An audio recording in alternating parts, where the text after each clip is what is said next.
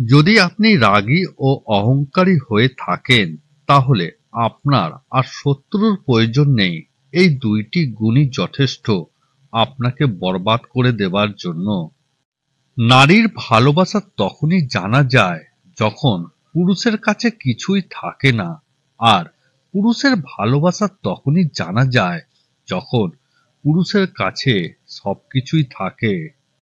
মাথার ব্যথা হোক বা মনের নিজের ব্যথা, নিজেকেই সহ্য করতে হয়। ভালো মন আর ভালো স্বভাব জীবনের দুটোই খুব প্রয়োজন। কারণ ভালো মন সম্পর্ক বানায়, আর ভালো স্বভাব সম্পর্ককে জীবনভর টিকিয়ে রাখে।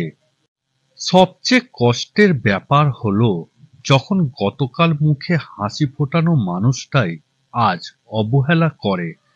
জীবন মানেই তো কষ্ট, তবুও এই কষ্টের মাঝে একটু সুখ খুঁজে বের করে বাঁচাই তো হলো জীবন।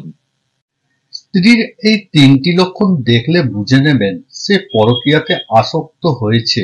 এক, হঠাৎ যদি ফোন বা ইন্টারনেটে আসক্ত হয়ে পড়েন। দুই, অকারণে রেগে যাওয়া। তিন, যদি হঠাৎ নিজের সৌন্দর্য সম্পর্কে অতিরিক্ত সচেতন হয়ে ওঠেন। কাউকে দূর থেকে ভালোবাসাই সবচেয়ে পবিত্র ভালোবাসা, কারণ এই ভালোবাসায় কোনো রকম অপবিত্রতা থাকে না, কখনো শারীরিক চাহিদা থাকে না, শুধু নীরব কিছু অভিমান থাকে যা কখনো কেউ ভাঙায় না। এই দুই ধরনের মানুষের বিবাহিত জীবন কখনোই সুখের হয় না। এক, যে পুরুষ অতিরিক্ত মা ভক্ত। দুই, যে নারী অতিরিক্ত বাপের বাড়ি ঘেঁষা।